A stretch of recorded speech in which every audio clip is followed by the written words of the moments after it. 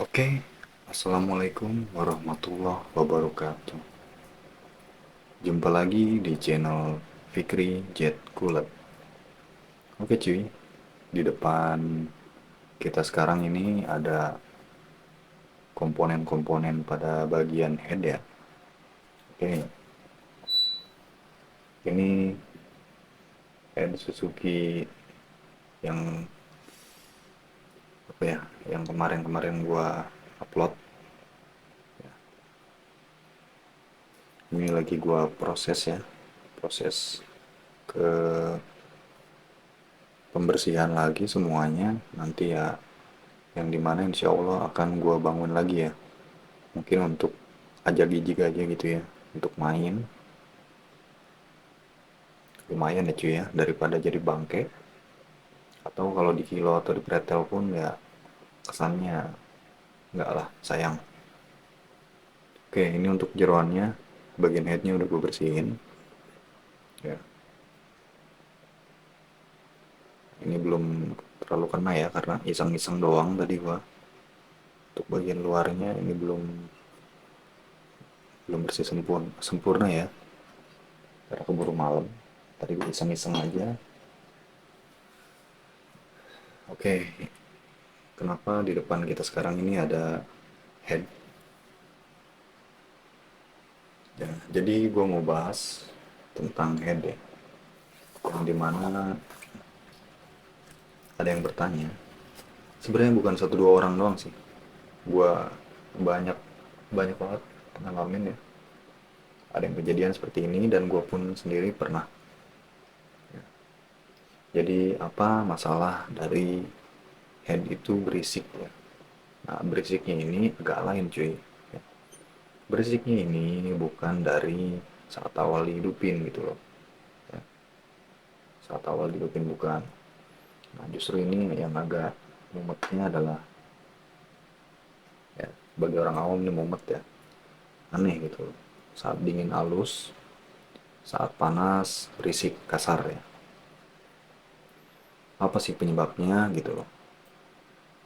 Secara simpel ya, secara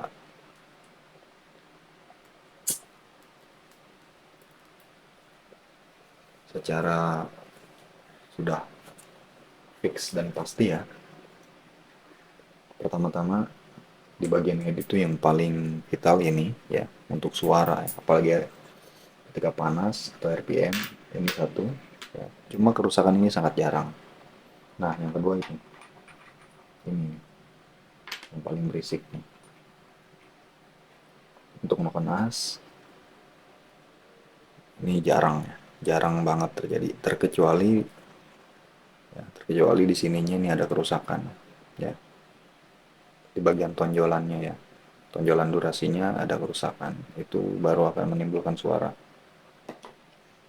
Oke, so kenapa ini bisa gua pastiin ya, biang-biang berisiknya ya. Dan ini juga nih klep ya. Pertama gini aja sih simpelnya, jadi kalau klep itu menurut gue jarang ya, yang bikin berisiknya itu justru di sini ya, di bos klepnya ini. Nah, nah ini ya, berisik di bagian head itu, apalagi di bagian sini ya. Jadi dia seperti ini suaranya. Saat pagi hari itu udah berisik ya, itu biasanya ya, umumnya fix itu pasti ya, bos klep. Tapi dalam catatan, setelan klepnya ini udah kenceng ya, udah bagus, udah rapi, bahkan sampai dirapetin banget itu, dia tetap bunyi. Bunyinya persis keteng. Nah, itu dalam artian kalau rusak ini ya, bos klep ini ya, bos klep dan klepnya ya, udah aus. Itu dari saat mesin dingin sampai panas dia akan bunyi terus.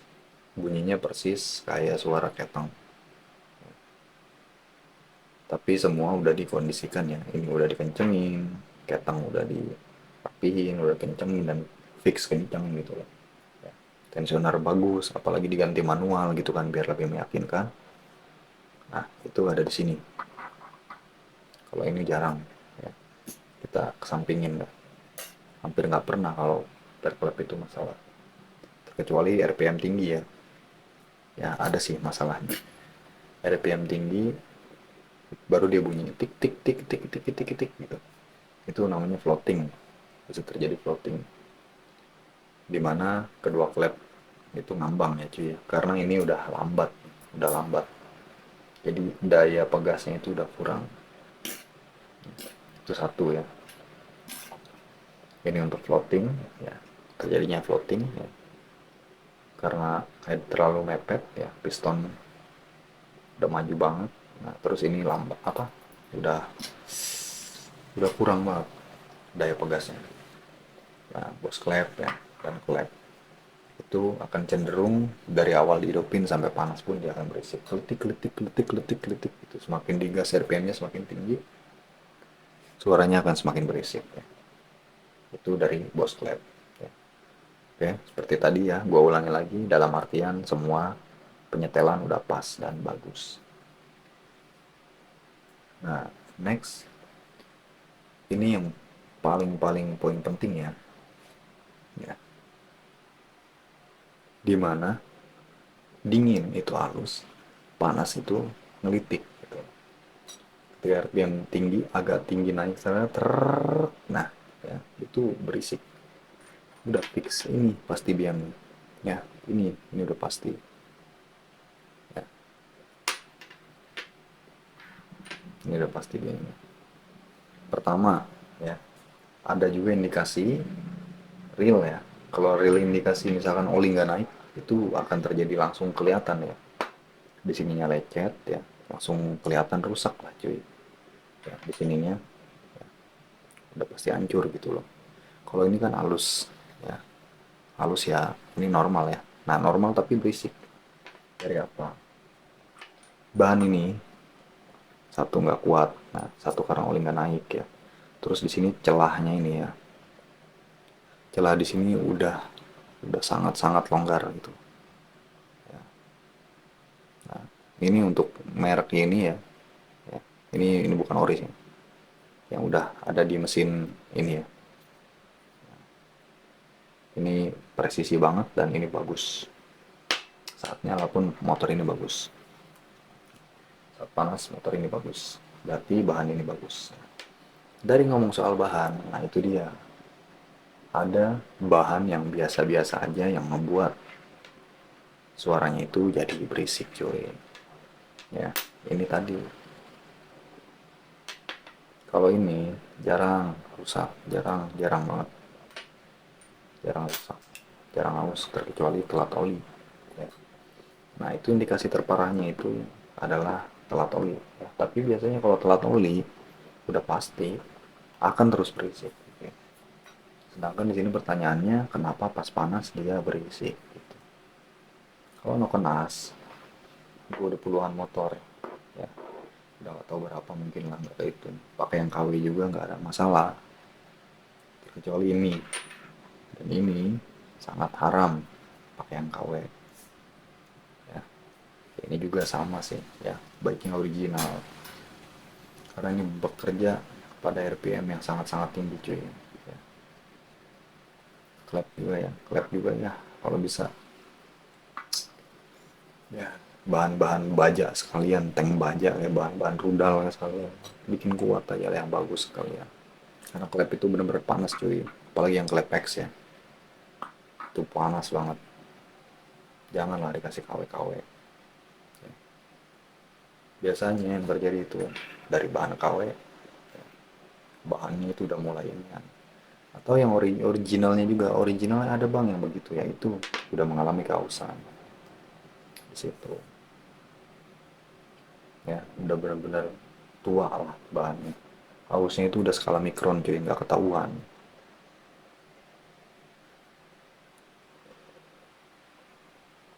Dan ini bisa gua pertanggungjawabin ya, ini fix pasti di situ kerusakannya ya, nggak akan jauh dari ini. Ini kebenaran ya, kebetulan spin gue juga sama, berisik, dan itu nanti bisa jadi bahan ya pembuktian langsung. Kenapa? Karena gue udah nyoba gitu loh, ketika gue tes ya bahan-bahan kayak gini, itu gue beli pelatuknya itu kalau nggak salah harganya ya belak-belakan aja ya. Ini mah kita mau orang-orang bukan sultan ya, gue beli bukan merek ini waktu itu, mereknya ya Suzuki Suzukian gitu, harganya gue beli dengan harga 26.000 gitu pelatuk, halus halus waktu dingin, saat panas dia kasar. Gue cek setelan klep aman, gue cek keteng aman, gue sampai buka headnya, gue kasih kardus ya kan supaya oli muncrat tapi balik lagi ke dalam, gue diemin sampai panas. Itu gue lihat ya nggak ada yang goyang sama sekali dari apa ya, dari keteng gitu loh, dari setelan klepnya nggak ada yang berubah. Nah itu ini masalahnya ya. Pokoknya ini nih jangan pakai KW dah, jangan pakai KW. Mau satu biji misalkan ini harganya 200 ribu, mending beli itu.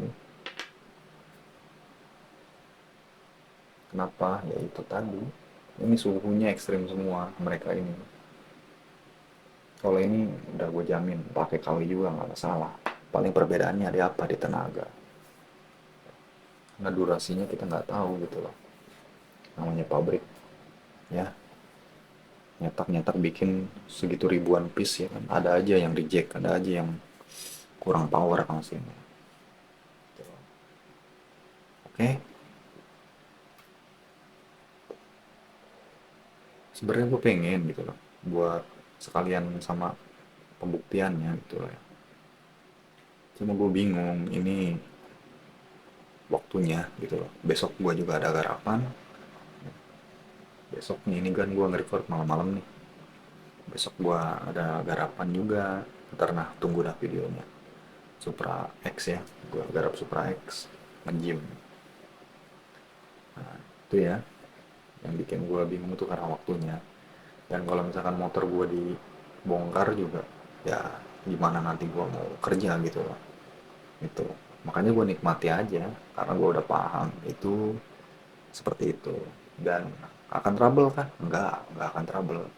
Terkecuali dia patah, kecuali dia hancur, itu pasti trouble, gede trouble. Tapi dia yang namanya bahan ini ya nggak mungkin patah, itu nggak mungkin. Terkecuali jebol mesin atau bagaimana, nah, itu baru trouble ya. Jadi seperti itu cuy, biasanya panas berisik ya gitu ya. Nah yang repot itu ketika kausan udah terjadi di rumahnya ya, ini di rumah kayak gini. Tuh. Tapi kalau ini kan tuh, sama sekali gak ada goyang cuy.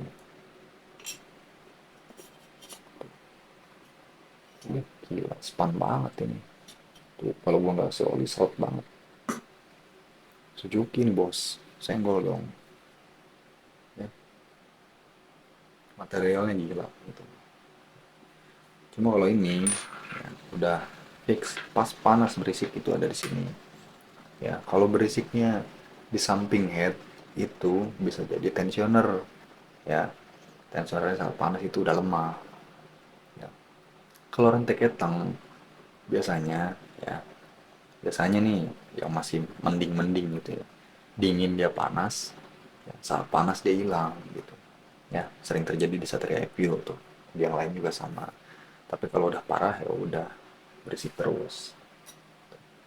Itu macem-macem kerusakan dari head ya. Di head nih kita bicara bagian head, kalau di blok ya, model pistonnya udah lobok gitu ya, ntar jadinya apa, krek ya, krek. Jadi di dalam blok itu dia begini nih, saat dapat beban tuh begini nih, tuh krek tuh, krek ya kan, krek. Nah itu ya kalau di blok. Oke, semoga dipahami ya, itu aja mungkin ya. Itu biasanya seher tuh kalau pas tarikan awal, truk truk. Nah, dari bisa dari stangnya juga, stang lagi apa, pinnya ya. Kalau stang seher bunyi, itu pinnya pin seher gitu ya cuy ya. Bisa dari stang dari pinnya. Kalau stang seher beda lagi, posisi langsam jadi udah berisik. Oke, jadi mungkin gitu aja ya cuy. Semoga video ini bermanfaat ya. Yang pastinya pasti bermanfaat dan pasti fix kerusakannya di sini. Ya. Dan untuk bahan ini bukan promosi juga ya. Untuk merek ini ya. Ini gua akuin ini hebat. Beneran ini nggak berisik coy. Dan bahannya itu materialnya persis kayak original. Ya, untuk ya namanya kita kaum mayoritas ya, ada yang dananya high, ada yang dananya down, gitu kita bisa pilih ya. Jadi jangan maksain cuy, terkecuali emang kalian sayang banget sama mesin itu ya, itu wajib banget di ori original. Untuk bagian spool juga bisa pakai yang non ori juga bisa. Yang penting cari kualitasnya itu yang bener-bener tahan panas ya. Spool KW yang udah gue coba-cobain itu adalah ketidaktahanannya dia terhadap panas ekstrim dalam mesin cuy. Udah itu doang. Itu pasti kalau misalkan mesinnya adem gitu ya, nggak terlalu panas atau gimana, itu insya Allah awet cuy ya. Karena gue udah coba banyak banget eksperimen di mesin ini ya, jadi gue tahu banyak gitu loh ya.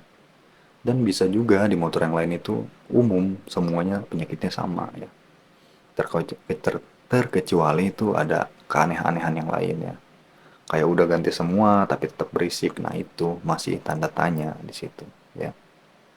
Itu banyak lagi yang harus kita gali gitu loh, dan gue juga pernah ngalamin hal tersebut, mumet ya, mumet apalagi yang udah telat oli banget itu sulit ya. Yang sulit itu pokoknya adalah kerusakan dari rumahnya, itu agak serem sih, agak ngeri, ngobatinnya agak agak susah gitu. Jadi kalau ibarat kata walaupun dibalikin ke standar lagi full bagus ya, gak akan maksimal gitu kehidupannya, ada aja masalahnya.